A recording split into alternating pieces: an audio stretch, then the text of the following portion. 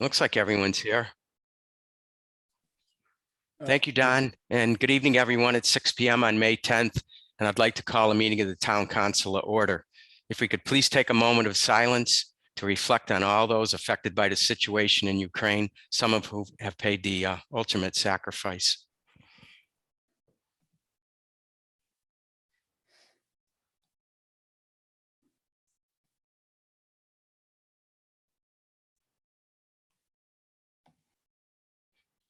Thank you all. In accordance with Mass General Law, tonight's meeting is being audio and video recorded, and I would ask if anyone in the audience is recording, if you could please identify yourselves. I don't see anybody, Mike. Thank you, Don. Tonight's meeting is being held virtually through a Zoom webinar pursuant to Governor Baker's March 12, 2020 order suspending certain provisions of the open meeting law. The first order of business this evening, under public comments, I know we have Mary Kaplan signed up. Jeannie, do we have anyone else besides Mary this evening? No one else, just Mary. Okay. I guess we can bring Don. Just a point of information, we are not presently on Facebook. Yeah, it's hung up, Don. Okay. I'm working on it, but. All right, just want to be sure we were aware. Thanks. I think, is Mary here? I don't see I'm her. here. She is. There she Yep, is. there. I am. Mary, May I? Yes. good. I was going to say good evening and welcome. Thank you. We're glad to have you here this evening and appreciate the update or any information you can bring forward this evening. Terrific. Thank you so much for having me. I come here tonight representing the East Long Meadow Cultural Council. I'm standing in for our chair, Joanne Aslin, who I believe is at another town meeting today. Tonight, you will vote on the entertainment license for our first Cultural Council event. And I'd just like to take a few minutes to talk about the Cultural Council, what we do, what the event's going to look like, and of course, to ask for your help. Many of you probably know the Cultural Council has distributed state funds to bring arts to our town for years. For the record, this year, we received 25 grant requests totaling over $20,000. After careful review of these requests, we made 13 awards totaling over $8,880. These grants support a number of venues in our town, the library, Rotary concerts, high school model UN, to name a few. For a complete listing of council members and the grants, please see our Cultural Council page on the town website. So our chair, Joanne Aslin, noticed in her years on the council that other towns, in addition to providing grants, hosted events. And it was her goal that we would start to step up and take on that role. So we have done that. And because this is the first time we're doing it, there are a lot of questions. And I thought there was nothing better than to spend a little bit of time sharing with you our vision and your millions of viewers on this Zoom meeting. So we decided we would like to host an art show. And whenever you host an event, you need a little bit of money. We had some grant money from our grant fund, but also Teresa Bedzinski Murphy from our Cultural Council wrote a festival grant to the state Cultural Council, and we received a $1,500 grant.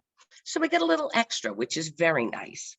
And Joanne and our treasurer, Ellie Walsh, are working with Steve Lonigan to make sure we can get the money into our town and distribute it to those on the day of the festival. We chose to collaborate with brew practitioners because we thought it would be fun to support a new business in town and bring people to a different place. And so we will be collaborating with them on June 18th from noon to 6 p.m. In addition, we have permission from Rocky Falcone to use the adjacent parking lot. So we have a little extra space there, which will be very well used.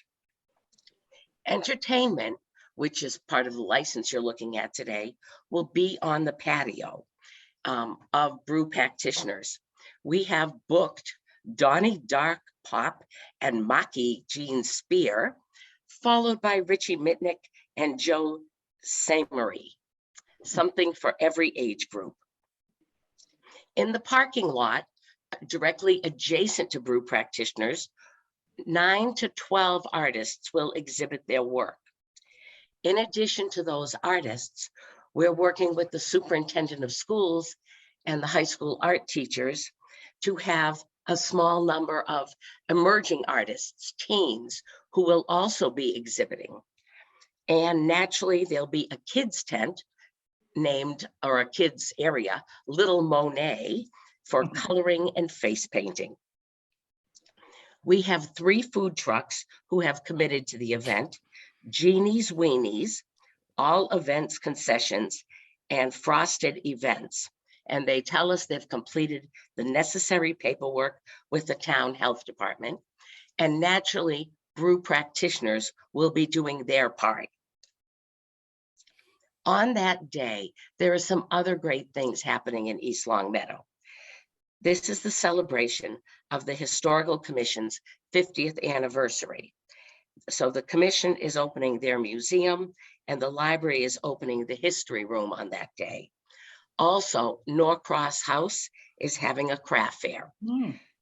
Donna Martinez from Norcross House is bringing us all together to direct people who come to one event to join the others. So we're pretty happy to be part of a collaborative effort. First time you do an event, it's always a learning experience and a bit of a challenge. So we will need your help. In a short time, you will receive a copy of our Save the Date cards electronically and also hard copies in your town mailboxes. Please share this information with others. Communication is very important. And naturally, we would so appreciate it if you could join us at this event. That's all I got. If you have any questions, I'm happy to answer them. And if not, thank you for your consideration. And thank you for joining us this evening. And I will open up the floor if anyone has any questions for Mary. I think you covered all the bases. You did a great job. So Oh my thank you God. for all the information. Yes, Thank thank you, so Mary. much. Go to Okay, work. Thanks. thank you. Council comments, Sounds like a hearing good plan. Ralph? Mike, just want to point out that the community gardens are off and rolling.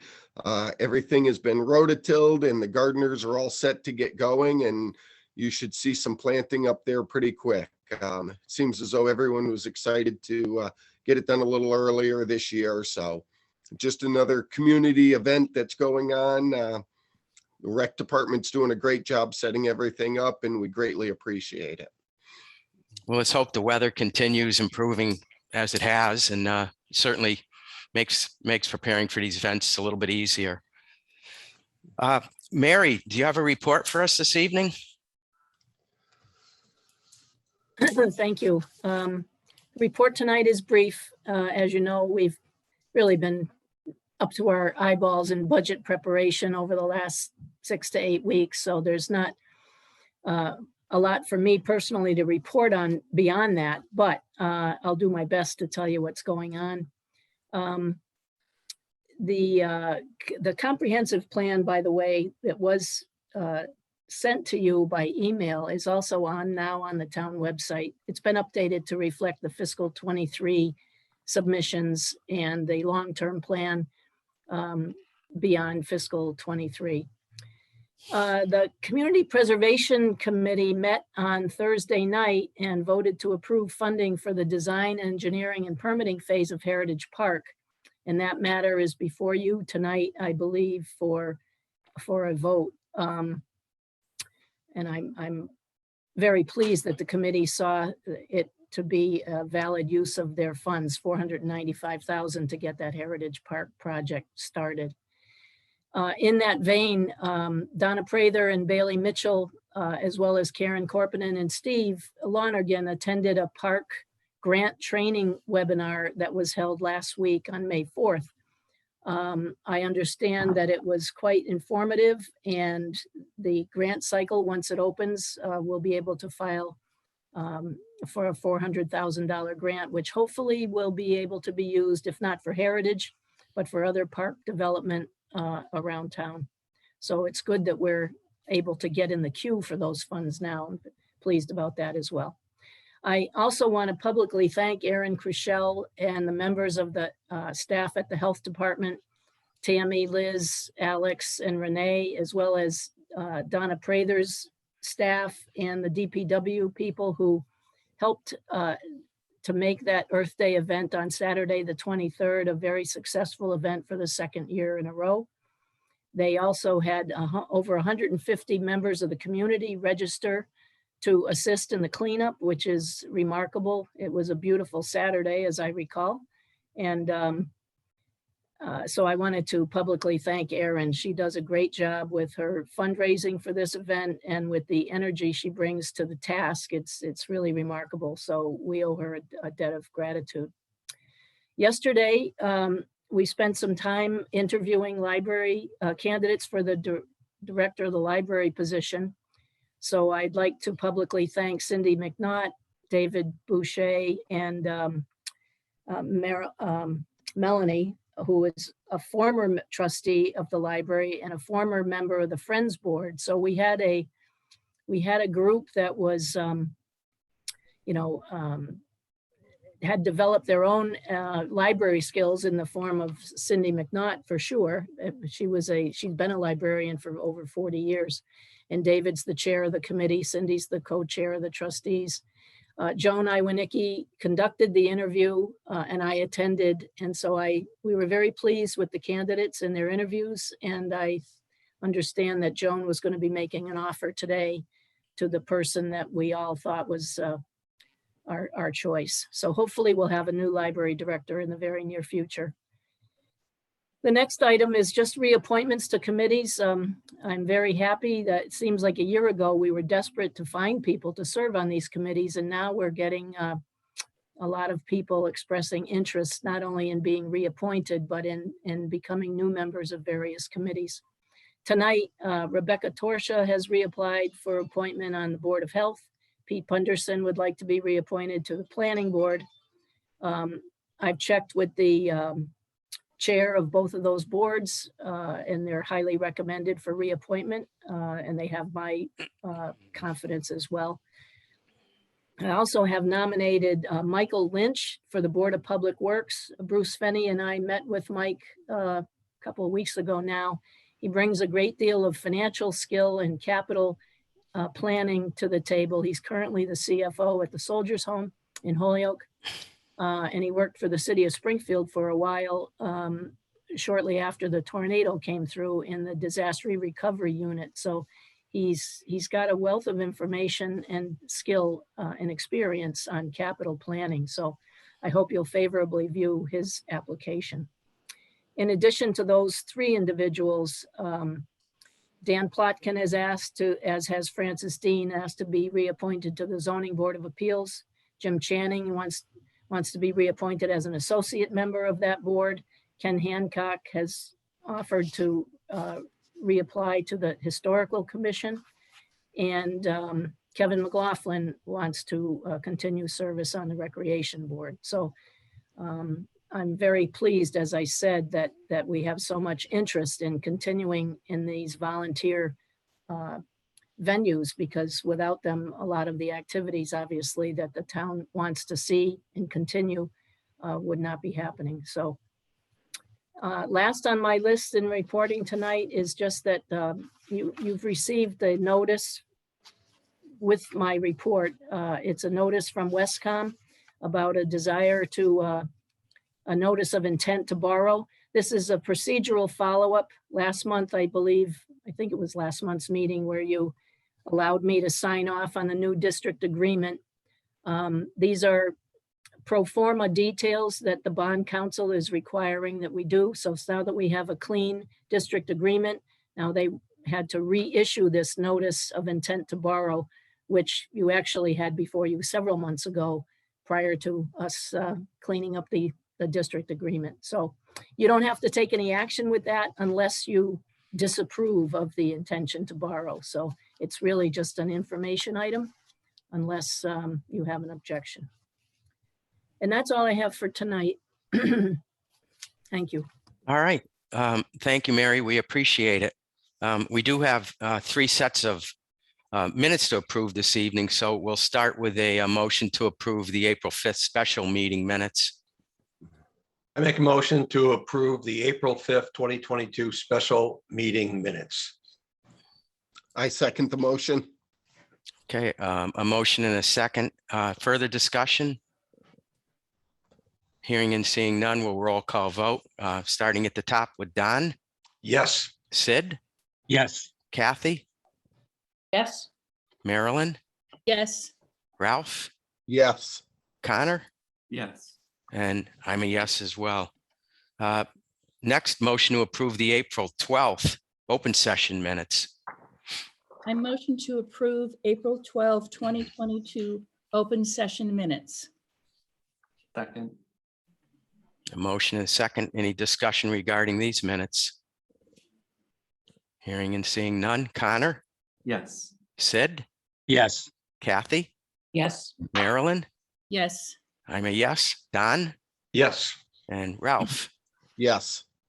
And our last set, motion to approve the April 12th executive session minutes.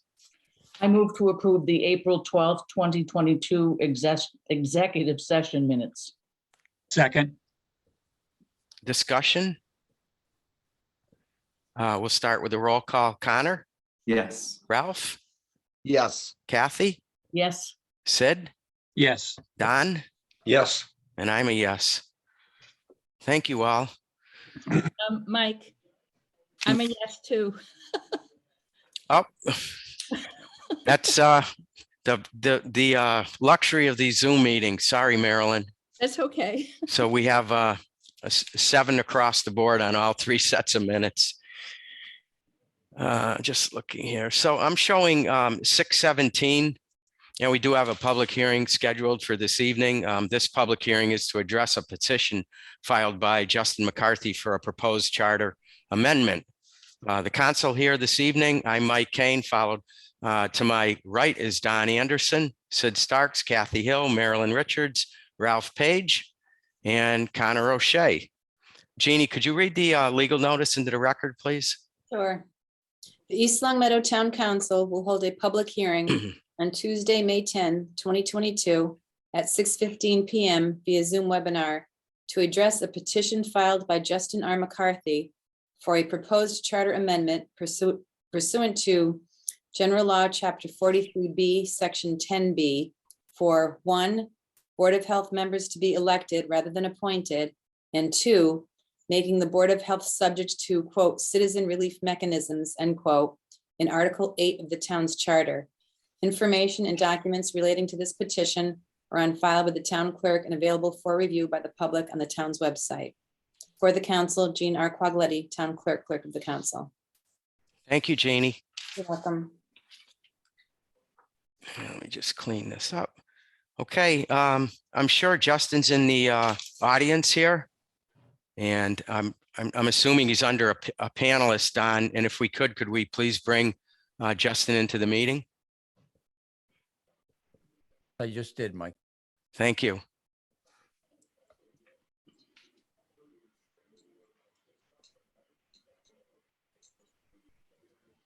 I'm not seeing a visual. Justin, are you with us yet? Did promote him. There we go. No, I don't see him. Here he is.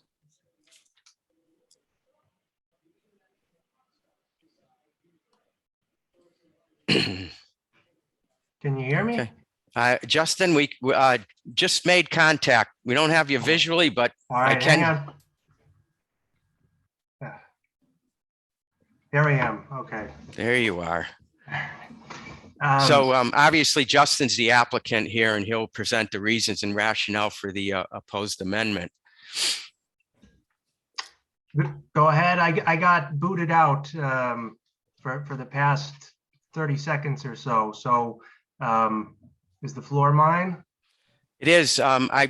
What you probably missed was basically I introduced the council. We formally opened the meeting. The legal notice was read into the record, and I identified you as the applicant to state the reasons and rationale for the proposed amendment. Okay. Oh, okay, very good. All right, thanks very much. Thank you. Thank you all for having me here tonight. There's basically 2 points that I want to make. The first is that we should elect our health board members. And the second is that we can elect our health board members. I emailed all of the counselors this morning with 2 documents attached to the email. The first one entitled, "We should elect our health board members." The other entitled, "We can elect our health board members." So I want to focus on why I think we should elect our health board members. Since COVID, the power of local health boards here in Massachusetts has increased significantly. Local health boards can now impose mask mandates on private businesses, which is something that was unheard of before COVID, and something that affects pretty much everybody's life here in town. In addition to the mask mandates, the state legislature has given local health boards the power to declare states of emergency in their cities and towns. So not only have these powers increased significantly, but over the past winter, our health board has used these powers more than almost any other health board in Hampden County. So in preparation for speaking with you here tonight, I emailed all of the municipalities in Hampden County, and I asked them over the past winter, which I defined as December 1st, 2021 to February 28th, 2022, did your health board declare a state of emergency? And did your health board have a mask mandate on private businesses? So there are 23 municipalities in Hampden County. I didn't email East Long Meadow because we know what happened over the past winter here. But 20 of the remaining 22 towns did get back to me. Only Montgomery and Russell didn't answer. So of the 20 towns and cities that answered me, not one single municipality or not one single health board declared a state of emergency this past winter, except for our health board here in East Long Meadow. They were the only health board to find it necessary to use their new powers to declare a state of emergency. And more significantly, the vast majority of health boards in Hampden County did not have a mask mandate for private businesses. So of the 20 responses that I got, 16 cities and towns had no mask mandate whatsoever for private businesses, right? And the only municipalities that did were East Long Meadow, Holyoke, Springfield, Long Meadow, and Westfield. And of those, only Holyoke and Springfield had a mask mandate in place as late as we did. Ours didn't end until February 28th. And at that time, the only other places in Hampden County with a private mask mandate were Holyoke and Springfield. So these policies, these COVID policies are unwanted by many people here in town. They are controversial. And there is absolutely no democratic method for the people here in town to do anything about it if we don't want these policies. And that that is another anomaly in the county.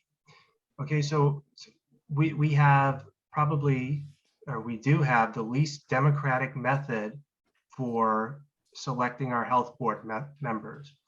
Only East Long Meadow and Palmer have an unelected town manager choosing their health board members.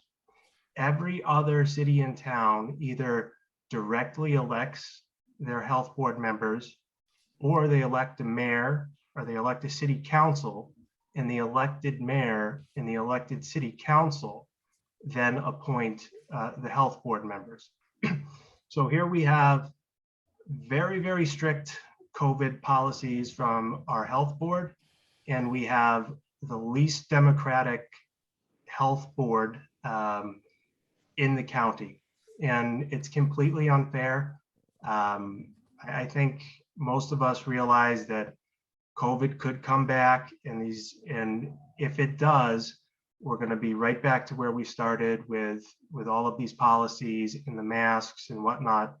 And you know, what I'm trying to do here is give everybody in town basically a say on who's going to be making these policies going forward. And I hope that you guys will help me with that in looking into this and giving this serious consideration. And like I said, I sent another, I sent 2 attachments to you guys. One is why we should have elections for our health board members, which is what I discussed. And the other is why we can. And I gave you guys some of the pertinent laws that clearly state that it's permissible because, like I just said, most towns do have a democratically elected health board. So that's my argument. If you guys have any questions, I'd be happy to try to answer them for you. And if not, I appreciate your time. All right, we appreciate the presentation and the time you spent, and obviously the paperwork that you submitted prior to this evening's meeting. The way our public hearings work is, what I'd like to do at this point in time is open the public hearing for public comment, and then we'll move over to the council. And if the council has questions at that point, I know you'll stay with us. And that way they'll be able to, form questions either from your previous statement or statements that might be made under public comment. So that being said, I'm going to open the public portion of our meeting this evening, and I'm already starting to see hands on the screen that there are people that want to speak. I will get to you one at a time through Don Mackey. I would just want to make sure that our speakers do state their name and address for the record and try to be as specific with the council as possible. If the speakers come forward and we're hearing redundancy, maybe you can just signify whether you're for or against the information regarding tonight's public hearing. That being said, our first speaker, I'm seeing this hand went up first, is Lynn Vander Leeden. Don, if you see her, could you please bring her in? Yep, on her way. Thank you.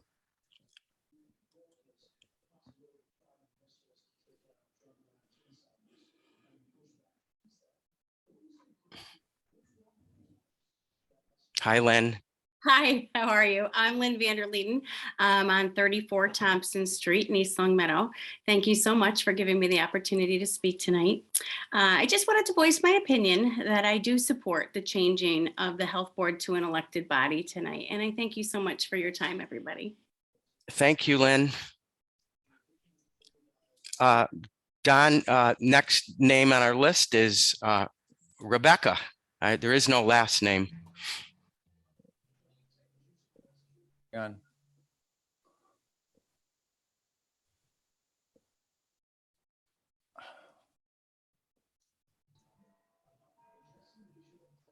On her way. Thank you.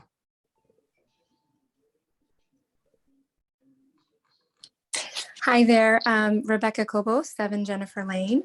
And I am also just weighing in here to support changing the Board of Health to an elected body as well. I think Justin actually did a perfect job. I don't think I can say anything better than he did, except for to say that as a, as a community member, I think it's really important that we do have input on who on the board that is making these decisions on our behalf.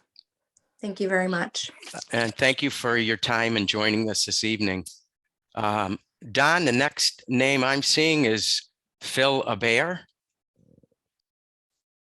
Yes, sir. He's on his way. Thank you.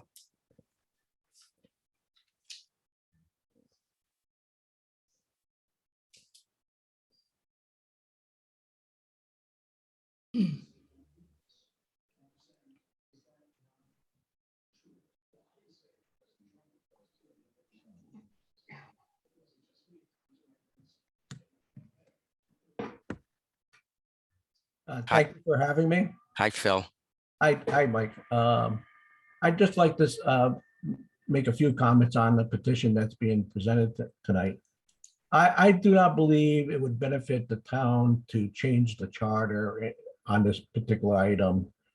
I firmly believe that the board members should not be a popularity contest and be voted in, not knowing their background and stuff. I believe the town can make appointments to the board of trained, qualified, and certified people that would make decisions that would be helpful to the town and beneficial to the town.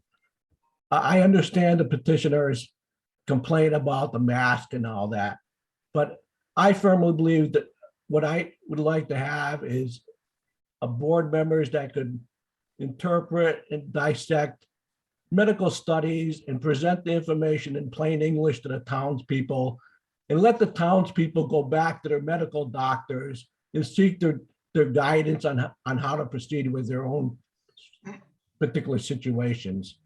But having a popularity contest to vote in any person who may not even be a non-medical person, to me, is not beneficial to the town at all. So I'm not in favor of this petition at all. Thank you. Okay, Phil, could you just state your address for the Oh, I'm record, sorry. please? Yep. It's Phil Aber on 7 Silver Fox Lane. Thanks, Phil. Our next hand up is Mr. Stoughton. Don? Yes, sir.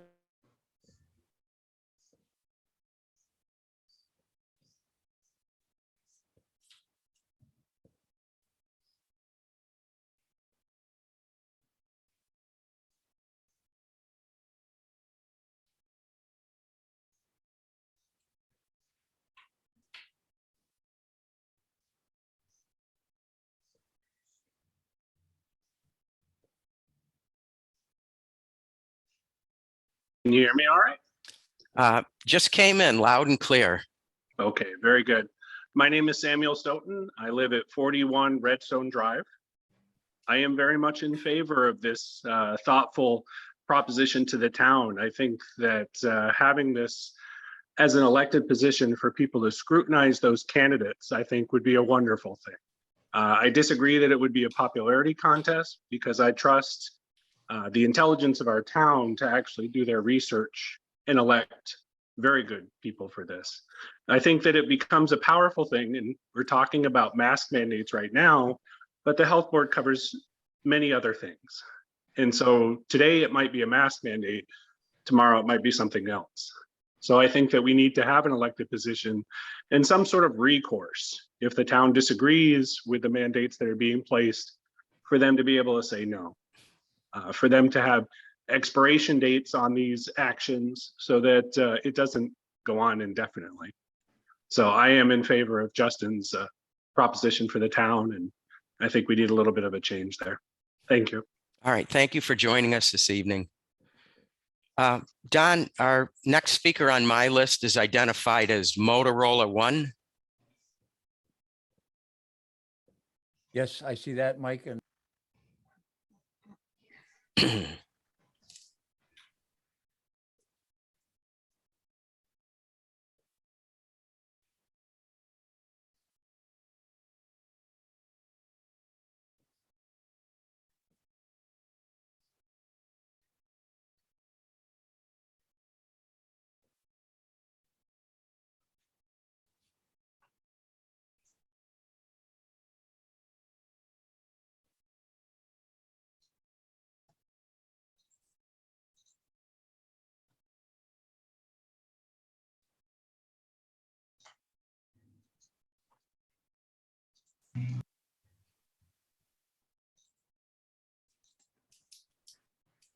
Okay, I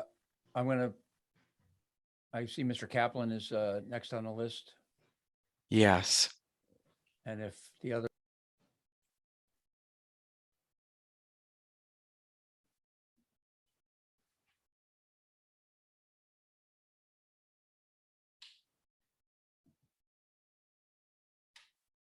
Good evening. I'm Bill Kaplan, 16 Broadleaf Circle in East Longmeadow, and I'll make my comments very quick. I do agree with Phil Abear.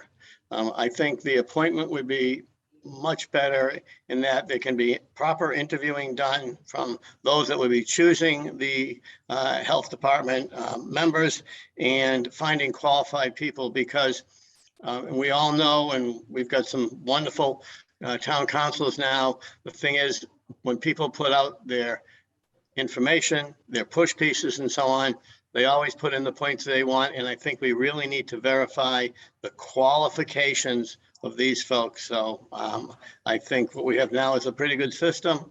And I thank you for your consideration. Thank you, Bill. Don, I'm showing our next speaker identified as Jeffrey. On his way, Mike. Thanks.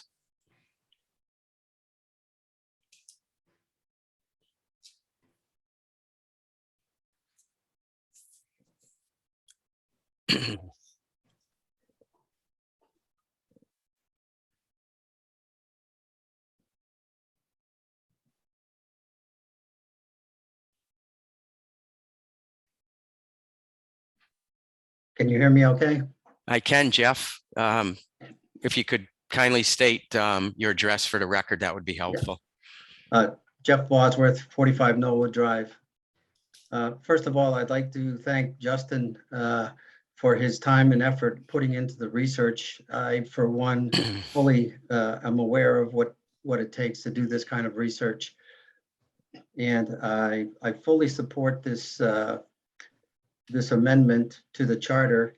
And as far as previous comments, popularity contest and qualifications, I'm sure that the qualifications to fill the positions would be fully stated prior to anyone filing an application. So I think that kind of nullifies that point. But and then I think it would be up to the people to do their proper due diligence and research to make sure that the people filling the positions would be fully qualified.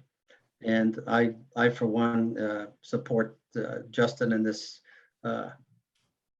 venture to modify the or amend the charter. Thank you. Thanks, Jeff. Don, I'm showing our next speaker is John Tobias. Yep.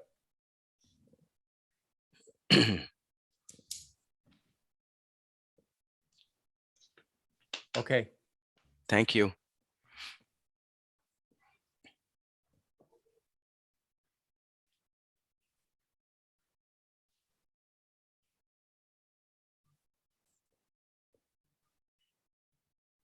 Hello. Hello. Oh, hello. I'm sorry. Can you hear me? We can. We don't have a Okay. visual, but I can hear you loud and clear. Okay, fabulous. Actually, let me give you that visual. There we go. So I did want to voice my opinion as well. I do not agree at all with voting in a health board or a panel for the health board. I do think that should be correctly assigned to persons who meet certain criteria in order to be on that board, as already outlined in the town charter, which was already voted for by the town. The town manager is the one who appoints that. The town manager also appoints the chief of police and the fire chief as well, which I also think should be based on certain criteria. If we allow this to be voted on, where else does it go? I do think the Board of Health should be appointed based on criteria. I do think a mask mandate was appropriately put in because we are in a pandemic. It was not put in before because we weren't in a pandemic before, but we are in one now, unfortunately. So I think it made sense. Thank you. And could we have your name and address for the record, please? Oh, I apologize. Yes, I'm Soraya Edwards Tobias, and I'm at 42 Westminster Street, East Longmeadow. Thank you very much. Yes, thank you. Don, I'm scanning the list here right now, and I do not see any other hands up at this point in time. Could you verify? I would agree. Okay. At this time, we're going to close the public portion of our public hearing this evening, and we will open up for the council, if the council wants to comment at this point in time. And let me just close one of the lists here. And I am not seeing any council comments at this. Here we go. Connor. Thank you, Mike. Just a few comments. I mean, first of all, thank you for everyone that came out to a public hearing and spoke, because it's good to have some participation from members of the community. Secondly, I think something that's different about our town that the voters changed in 2016 is just our form of government. I mean, when we try to compare ourselves now to other municipalities in Hampden County, most of the other ones are still Board of Selectmen or town meeting. We're not, we're council manager. So the roles and operations as far as who's appointed versus who's elected are rightfully different than our neighbors. Secondly, I mean, there was recently resignations in the Board of Health, and Mary can correct me if I'm wrong, but I don't think that there was an outpouring of interested applicants to fill those vacancies. So I'm not so sure that by changing the Board of Health to an elected position, we're necessarily going to change really anything. I mean, there was already an opportunity and people didn't take it then. The last point I would make is that although the town manager appoints people to the Board of Health, similar to other boards like the Planning Board, for example, which is also largely important, a lot of these positions, the Board of Health specifically listed in the charter, the council has the opportunity to veto those appointments if we felt that that particular person didn't align with the town or the council's vision. So I think there's already some safeguards in place there. So thank you. Thanks, Connor. Marilyn? Thank you, Mike. Thank you, Connor. You echoed a lot of what I was going to say, but I'd also like to add that as a previous member of the Board of Selectmen, I was the chairman of the Board of Health 3 times. I mean, we rotated the positions as selectmen. And even as a registered nurse, I will tell you that I didn't come close to the criteria that we have on our current Board of Health. And if we had dealt with a pandemic, I'm really not sure how we would have handled it as elected members of the Board of Health. We didn't run as Board of Health members, we ran as selectmen. However, that became part of our responsibility. So I understand the frustration with what we've been through. However, I'm just as glad that I wasn't on the Board of Health dealing with the kinds of issues that these folks had to deal with. And they represented us very well. And for that, I thank them all very much. Thank you. Thank you, Marilyn. Okay, I didn't see any other hands up, and now I am seeing 1, 2. So I'll start with Ralph.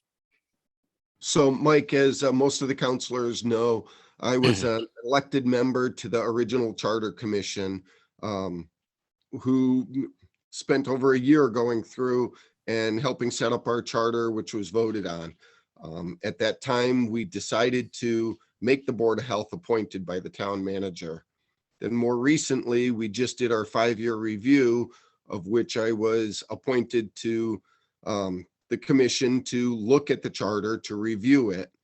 And at that time, again, we chose to keep the Board of Health appointed. One of the main reasons was so that we could get qualified people on the Board of Health. I don't always agree with everything they come up with. I'll be truthful. I mean, I thought the mask mandate went on too long, but never once have I ever thought that they were doing something that was spiteful against the town on purpose. I always thought that they've always had the town's best interest at heart. One of the nice things with being appointed is if any of the boards, we have rogue members, we have the opportunity that the town manager can remove someone from a board. If we go with elected, we're looking at a process or a mechanism to try and remove them, which could take months and months. The mechanism we have now could take literally weeks, days, actually. I'm for keeping the appointment. I think we have qualified people. I'm thrilled with the fact that we have medical staff on it. We have a doctor on it. This is something we've never had in the past. Thank you for your time. Thank you, Ralph. Kath? Thank you. Am I muted? No, I'm not. I appreciate Mr. McCarthy's sentiments regarding the fact that many residents in town felt strongly that there shouldn't have been a mask mandate. But I'm trying to understand where was the harm done? And if I can, Mike, can I ask that question of Mr. McCarthy? Absolutely. I think this is a perfect time right here, and Justin's standing by. So, Justin? Sure. So the first mandate, I believe it was August, when we had the health board impose at least one of its mandates, and then the 2 of the 3 members quit. And I used Article 8, Section, I forget what, to bring a petition to the board to try to get you guys to end the mandate. And when I did that, 226 people signed that petition. But in addition to that, 30 businesses here in East Long Meadow signed a letter to the councilors that I sent to you. I don't know if you read it or not, but the businesses said that they have lost business due to the mask mandates. So I've spoken to estheticians, barbers, a masseuse, gym owners, these people. When East Long Meadow has a mask mandate, but Enfield doesn't, or Wilbraham doesn't, a lot of businesses lose clientele due to that. And not just that, they have to spend a lot of their time enforcing the mask mandate on their employees, on their customers, and they're in continual fear of having the health board come in and fine them. The fine that they are imposing for the mask mandate is $1,000 per violation, which is the statutory maximum. Even during the height of COVID, when we really didn't know, how severe it was and whatnot, the governor's order was only for a $300 fine. Instead, we had a $1,000 fine. So dozens of businesses were bold enough to sign a letter that I presented to the councilor saying they're losing business, they're losing income, and they're being harmed by the fact that East Long Meadow had a mask mandate while the surrounding towns did not. Thank you. Sid. Hi. In some ways, I tend to agree with Mr. McCarthy that, were our freedoms infringed upon? Absolutely. But also, the health board could be appointed, it could be elected. They could have made the same decision as if they were elected. And so I tend to agree, we keep everything the way it is. We went through a pandemic. Were there mistakes made? Absolutely. Did businesses suffer? Absolutely. Children suffered, adults suffered. We're getting through this now. But I feel the form of government we have here in East Long Meadow, where the town manager appoints and the town council keeps control over it, that's the way to go. We made this decision a few years ago. Being elected or appointed is not going to change a board member's view on, well, I'm an elected health board member. I'm not going to do this. They still have a responsibility. And as the previous counselors mentioned, I do believe we have a method now to where we can screen the applicants for the health board to make sure that they do have a medical background. Marilyn, I'm sure you remember, there were some health chairmen that probably couldn't spell doctor at some point. So, you know, my thought is everything works as it goes forward. And Justin, thank you for bringing this forward and allowing people to speak, but I feel we should keep it the way it is. Thank you. Okay. Don? I just want to commend Attorney McCarthy. It was a good presentation. And, you know, and I think in what this charter was all about is what people like yourself are doing. So I respect that. My concern is the direction that the town is going when we, as a town, voted for the charter. I was first elected in 1988 to the planning board. Today, the planning board is not an elected position. The DPW is not an elected position. And we've gone to the point where the charter and the people of East Long Meadow, through their support, have said, we only want 2 elected positions, this council, as well as the school committee. And I think that is actually very evident even now. I mean, we have, we have a position for the late Tom O'Connor to finish his 2-year term. And you know how many people have submitted application? I mean, Nomination. what is the term? Ballot? Nomination. Yeah, how many? 0. So if we were going the direction that Justin was suggesting, if, and underscore the word if, it should be, if can be done legally, would have an elected position like the town council, also serve as the Board of Health as in the past. But I'm saying that's if we're doing it. I think the direction of adding additional elected spots is unfortunately a sign of a lack of interest in people into politics. I mean, you heard on the onset that our town manager was talking about just a year ago how hard it is to fill positions, and she was visibly elated to say the number of people interested in positions like library and planning board, etc. We need to get a more engaged community, but if we create a 3rd level of elected position, then that elected position, unfortunately, during good times, may be very, very difficult to fill. Don, thank you for your comments.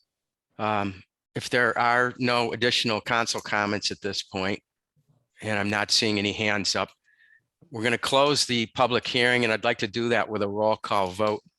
I'll start the roll call vote with Marilyn. Yes. Connor? Yes. Ralph? Kathy? Yes. Sid? Yes. Don? Yes. And I'm a yes. Ralph, you're muted, but I'm going to take that as a yes. Yes. There we go. Okay. I'll entertain a motion regarding our public hearing this evening to approve a petition filed by Mr. McCarthy. Mike, I motion to approve a petition filed by Justin R. McCarthy for a proposed charter amendment pursuant to General Law, Chapter 43B, subsection 10B, for 1, Board of Health members to be elected rather than appointed, and 2, making the Board of Health subject to citizens relief mechanisms in Article 8 of the town's charter. Second. Okay, we have a motion and a second. Is there any further discussion? I'm hearing and seeing none. This is a roll call vote as well. We'll start with Ralph. No. Marilyn. No. Connor. No. Kathy. No. Sid. No. Don. No. And I'm a no as well. Thank you all for your time. Moving along here under orders of the day, under licensing matters, I'll entertain a motion to approve a one-day liquor license for the Masonic Temple.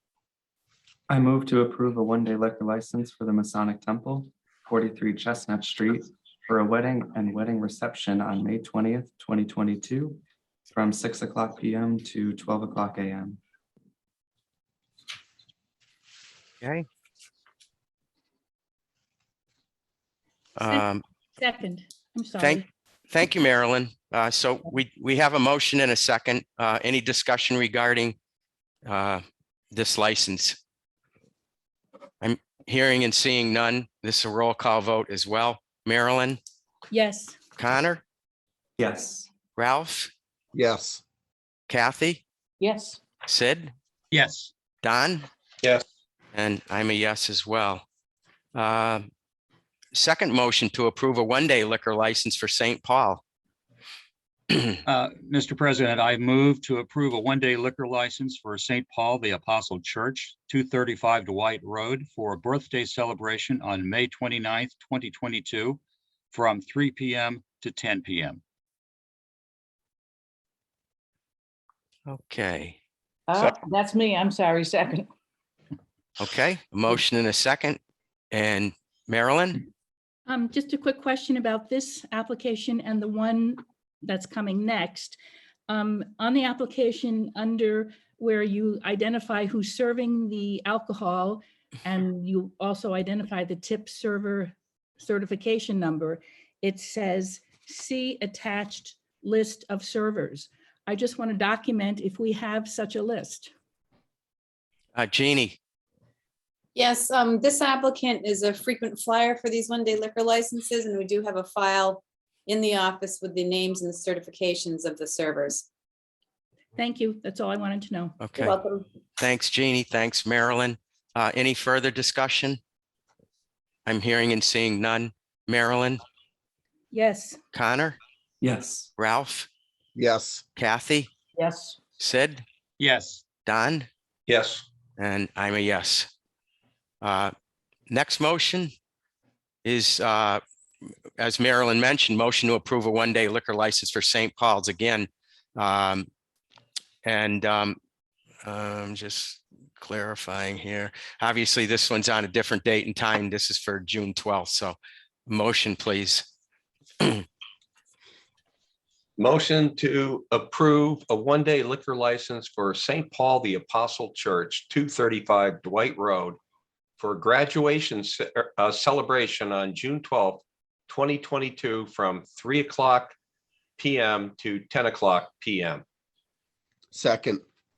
Okay, motion and second. And any further discussion? Marilyn, Yes. Connor, Yes. Sid, Yes. Kathy, Yes. Ralph, Yes. Don, Yes. and I'm a yes. Okay, that takes care of our orders of the day. No, it doesn't. One more. Okay, I'm missing, hold on, A4. different page. Okay. Motion to approve a one-day entertainment license. I think Mary Kaplan's probably ready to take my head off about at this point in time after that wonderful presentation, but motion, please.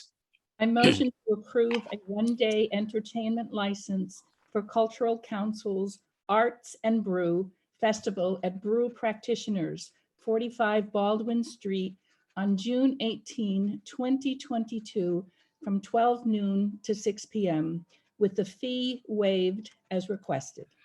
Second. Okay, a motion and a second. Any discussion? Hearing and seeing none.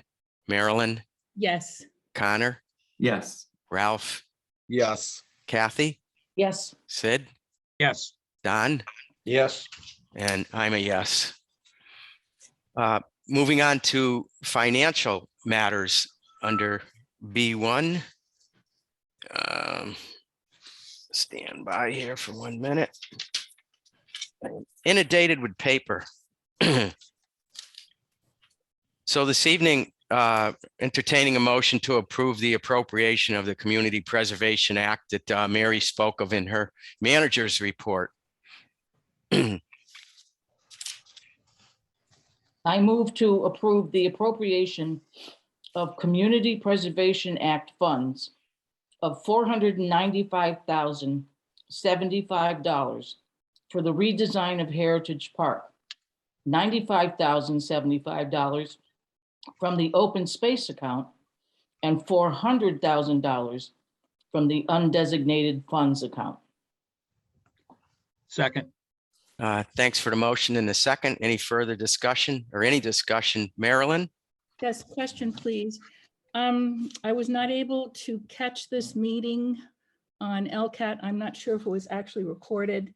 However, 400,000 from undesignated fund and then 95 from open space. I was curious before we vote what the amounts are remaining in those accounts, and whether there was any discussion regarding, rather than taking the money outright, using the money to fund the debt service.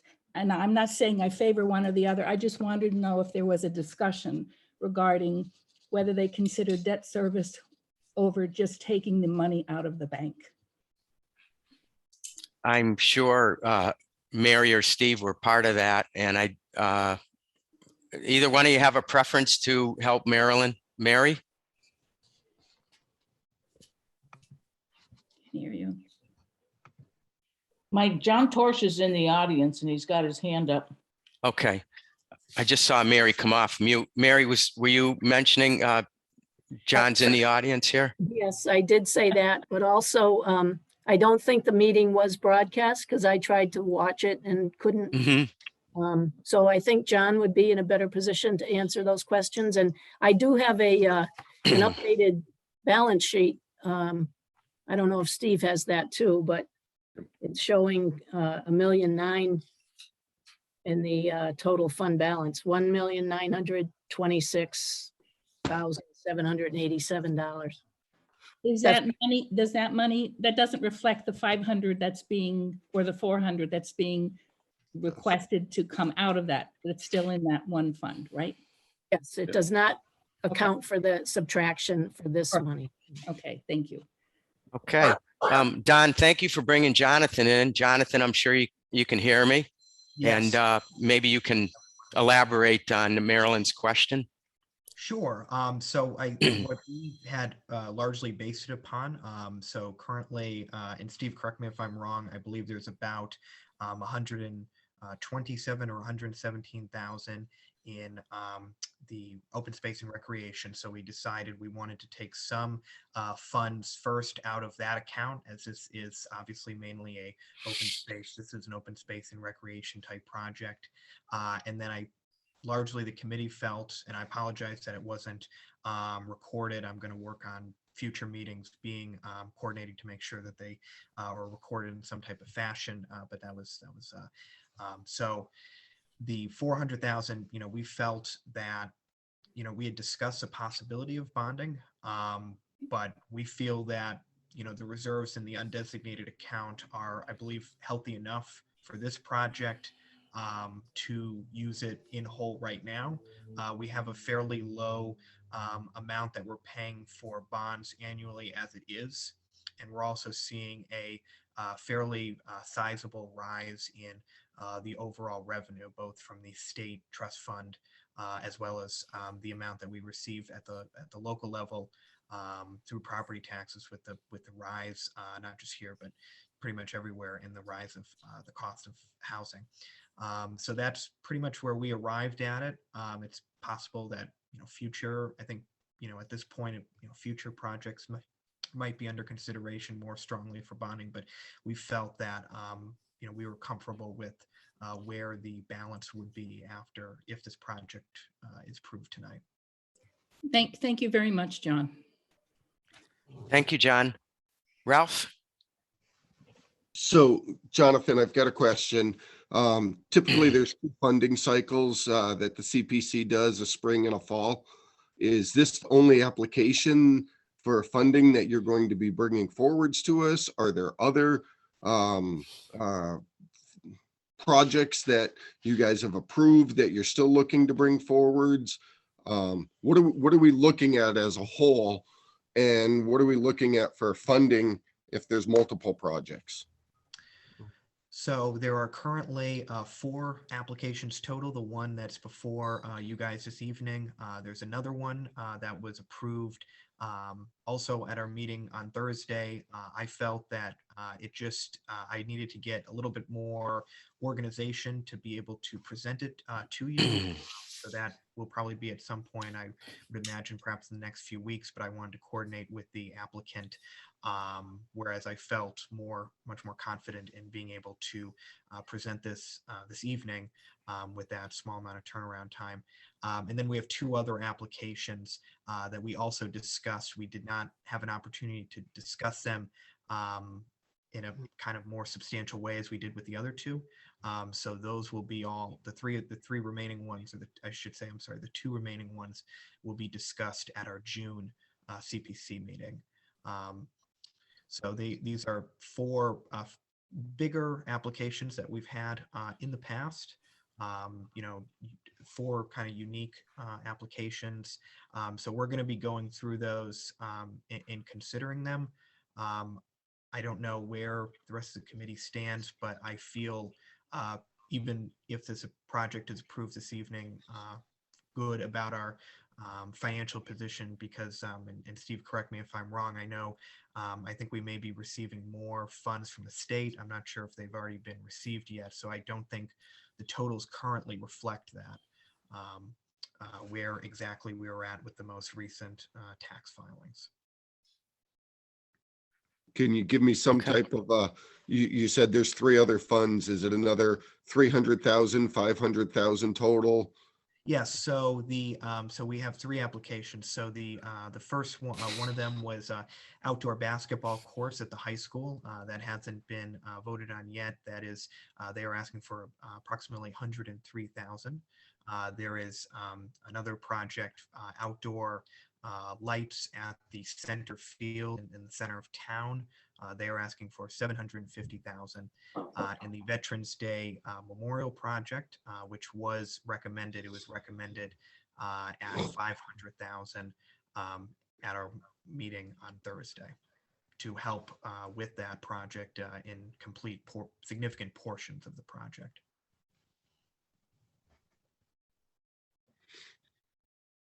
Thank you. Okay, Jonathan, hang there for one additional minute here. Is there any further discussion or any information that anyone would seek from Jonathan while he's still with us? Okay, I'm not seeing any. Jonathan, thank you for your time and explanations. It was very helpful this evening. So we do have a motion and a second on the floor, so we'll roll call vote, and we'll start the voting with Marilyn. Yes. Connor? Yes. Sid? Yes. Kathy? Yes. Ralph? Yes. Don? Yes. And I'm a yes. Thank you. Thank you. We do have 4 other approvals, and while I'm seeing Steve up on the left side of my screen here, Steve, how about financial report? That'll certainly help clarify our direction once we move past. Okay, as regarding the heritage or in general? The heritage, we're good, right? The financial report from the town, we're doing pretty well. We're going through it. The big concern I see going forward right now is more with, and you're about to vote on a transfer for it, the utility costs going through the roof. Bruce is doing the best he can, and luckily had some surplus in his salary line item. Luckily, I guess it's double-edged sword, meaning he had some vacancies, so he's able to cover that now. I spoke to him earlier. He said that he expects this should cover us through the end of the fiscal year. So that's one item that's coming up for you. The other item is a request from free cash for scheduling software. As we move towards a more, I guess, decentralized form of payroll, the scheduling and the software for the police and fire was inadequate. And to automate the payroll, and given the complexity of the department, the Munis ESS Ryan did not feel was a good alternative. The 2 chiefs and Ryan test drove or did a test on this. It's NeoGhost Planet software, and both departments backed it. They're requesting 4,500 for a total of 9,000 this year. Going forward, the maintenance cost will be 5,000 inclusive for both of them, is the way I read it. And that'll be included in their budget submissions each year.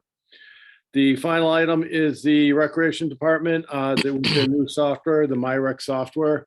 The annual support fee it's supposed to be an annual cost, but the first year they, which was FY21, they prorated it down to a monthly and billed monthly, and inadvertently they were not paid. And so we're asking for, it's a $512 a month for 3 months for a total of $1,536 to be able, they have it in their budget this year and they can pay it. They just need approval to make sure they have the authorization to.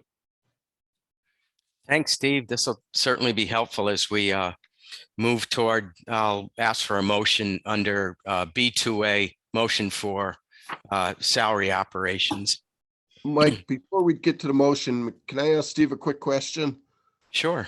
So Steve, with regards to the utilities, I thought we negotiate with the utility companies for a set rate over a certain length of time, like electric. Aren't we paying like 3 cents per kilowatt hour for a 2-year period or something? With Sparks Energy, we have a contract, Counselor, with NSTAR or Eversource.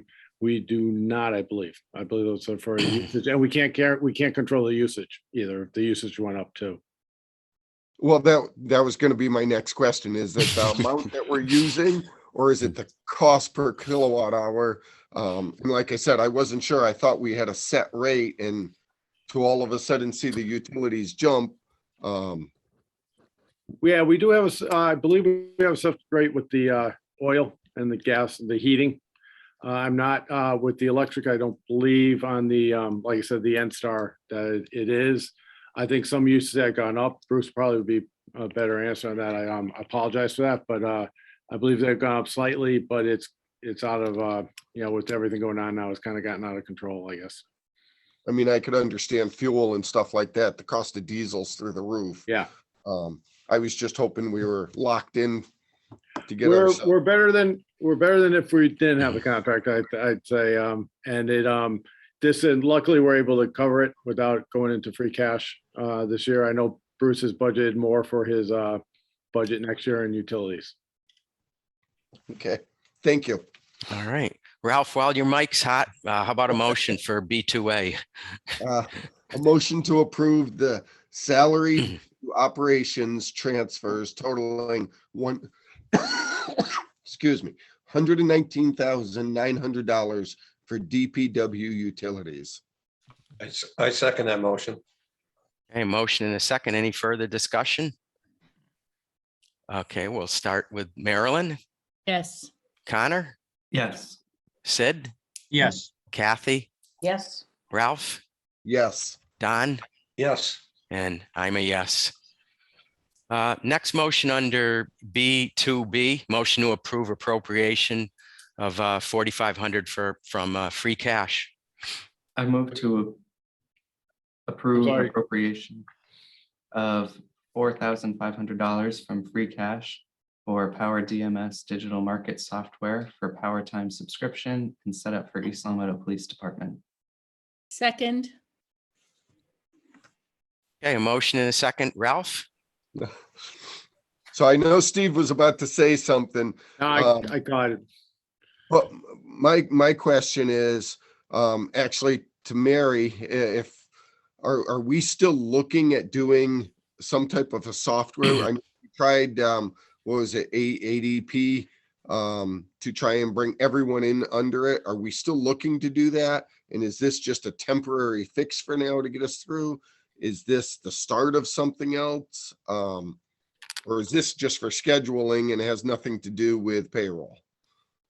Is a scheduling software, but it has the data from the scheduling software can be exported to Munis, and it can therefore assist us with the decentralized payroll that worked in all the other departments. But the scheduling of details and and the, 4 days on and 2 days off, or 24-hour shifts or 12-hour shifts created a lot of problems systemically.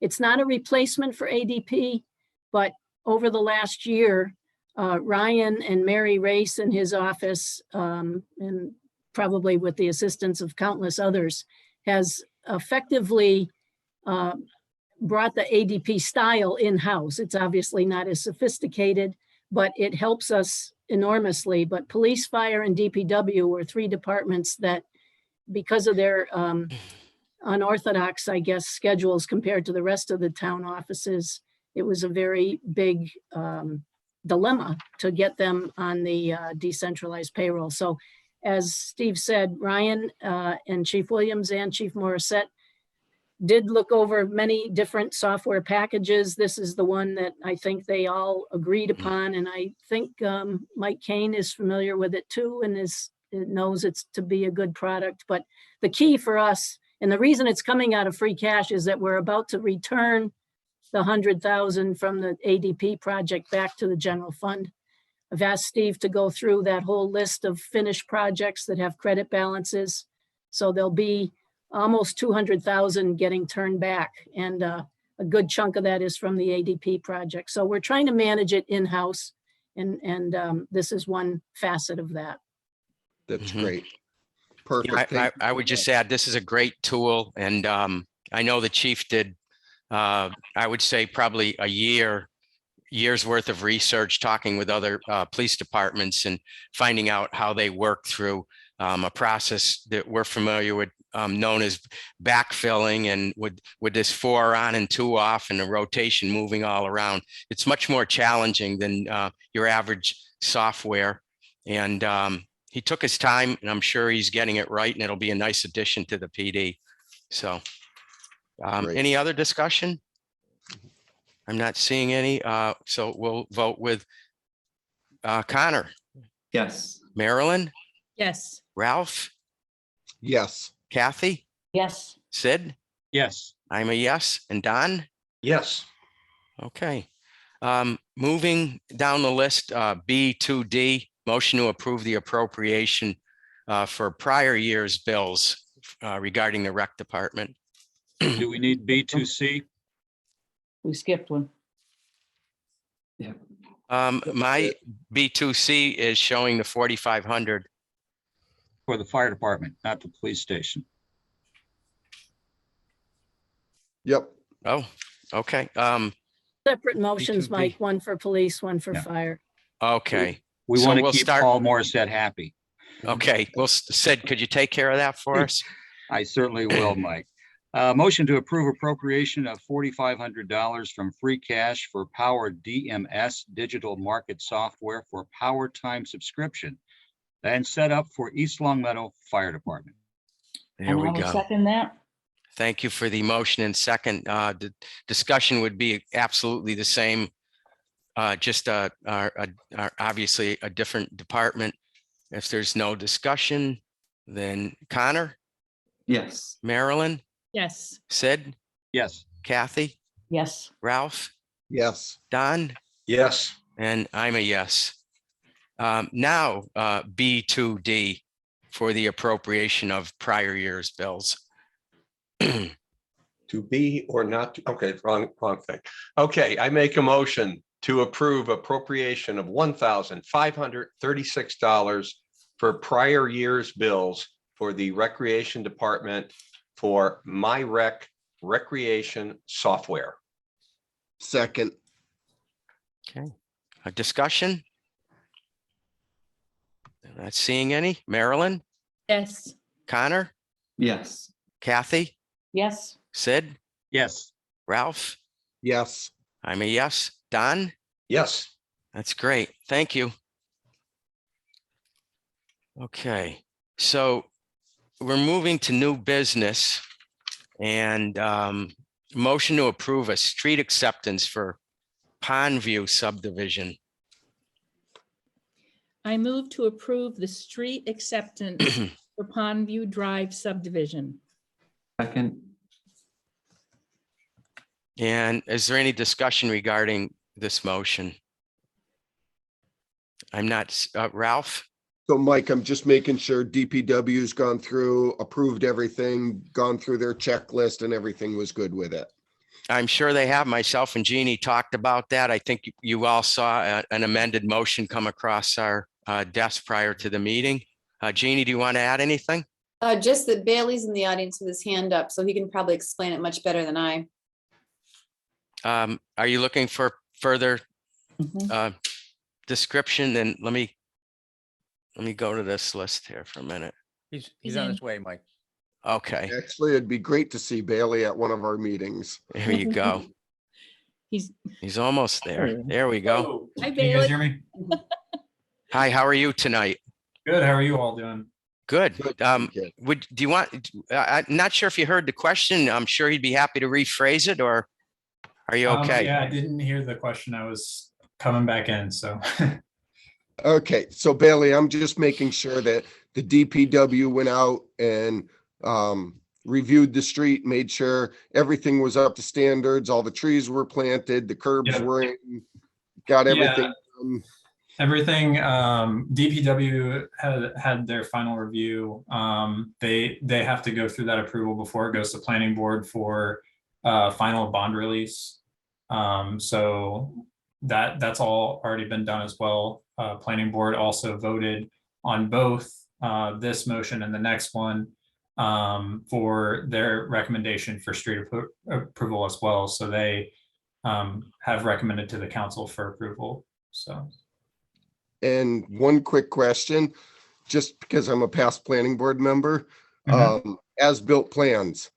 I know we require them now. I'm assuming they've been submitted then in order to get approval of everyone.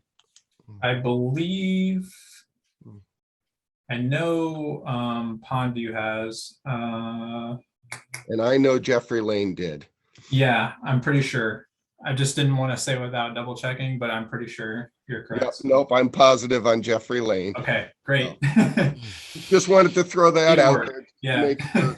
It is something that that I know we're now requiring, which is phenomenal, and I greatly appreciate it. And by the way, welcome aboard. We're thrilled to have you. Happy to have you. Thank you. Absolutely. All right.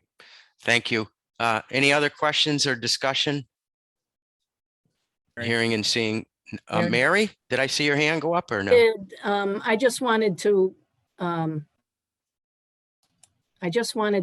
introduce Bailey to you before he had to answer questions. Oh, It's such an odd format with this Zooming, but I don't think Bailey's had the opportunity to meet any of you other than Ralph and Marilyn, who were present at his interview. So here we are, Bailey. I've seen you all in other recorded meetings and such, so it's nice to meet you all. Great Likewise. job, counselors. He's really Likewise. on top of things, so we're very happy. Thank you all. We'll continue with our roll call vote versus the acceptance for Pondview Drive. Marilyn, Yes. Connor, Yes. Ralph, Yes. Kathy, Yes. Sid, Yes. I'm a yes, and Don. Yes. Okay. Under D2, motion to approve street acceptance for, as you said, Ralph, Jeffrey Lane. I move to approve the street acceptance for Jeffrey Lane Extension. I second that motion. Okay, motion and a second. And any discussion? Marilyn, Yes. Connor, Yes. Ralph, Yes. There's somebody with a question in the audience. Jeffrey Bosworth, I believe. Mr. Bosworth. Mr. Bosworth. Well, it is his street. all right, we will refrain from voting and see what Mr. Bosworth has.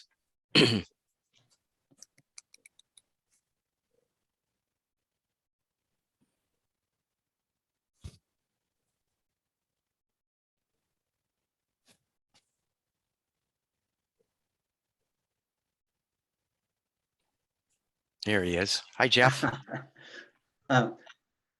I know you're voting on this. I just wanted to make one comment for the final sign off that Attorney Larry Levine had pointed out to Bailey earlier. Basically, the way the document for the taking was formulated, it was showing all the signatures from the council members. No signature page for the town manager. And based upon the previous form of government, the council acts now for the town meeting, whereas the town manager now acts for the selectmen. And in the prior form of government, the selectmen actually signed for the final order of taking. So I'm assuming that role would fall to the town manager now. So I'm just recommending that the inclusion of the town manager's signature gets added to the councilors for approval. That's the only comment I would like to make at this time. We did have a similar situation months back with road taking, and that was the protocol that we followed. And I can assure you that will be the protocol we'll follow in this instance as well. But Okay, thank you. Thank you. I'm going to start the voting again on this motion. I don't remember exactly where we left off, so I apologize for that. Connor? Okay, he's muted. Oh, yes. Thanks. We're gonna get this done. Marilyn? Yes. Sid? Yes. Kathy? Yes. Ralph? Yes. I'm a yes. Don? Yes. Okay, that's great. All right.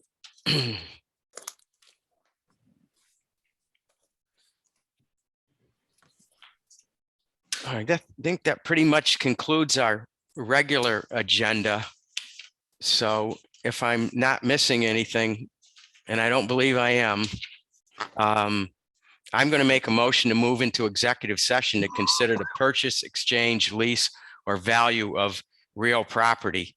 And as the chair, I believe that an open meeting would definitely have a detrimental effect on the negotiating position of the public body regarding 70 Maple Street. That's the motion, and then we will return to open session for a vote and adjournment purposes, and we'll roll call vote on that so that when we finish with our executive, we can move back into open for those two areas to finish. Do I have a second? I second your motion. Thank you, Ralph. Any discussion? I'm not seeing any. I'm a yes. Don? Yes. Sid? Yes. Kathy? Yes. Ralph? Yes. Connor? Yes. And Marilyn? Yes. Thank you. Okay, so we are now back in open session. I'm showing 8:12 and motion to approve the town manager to proceed. I move to approve the town manager to proceed with negotiations regarding the purchase of 70 Maple Street as described and discussed in executive session. Second. Okay, a motion and a second. Any further discussion? Hearing and seeing none. Marilyn? Yes. Connor? No. Kathy? Yes. Sid? Yes. Ralph? Yes. I'm a yes. And Don? Yes. Okay. Last order of business is motion to adjourn. I move to adjourn. Second. Okay, motion in a second. I'm sure there's no discussion on the adjournment. Marilyn? Yes. Connor? Yes. Sid? Yes. Kathy? Yes. Ralph? Yes. Don? Yes. And myself, yes. We are adjourned at 8:13. Thank you all. See you on the 24th. See you then. Have a Thank good you. night. Have a good evening. Thank you all. Night.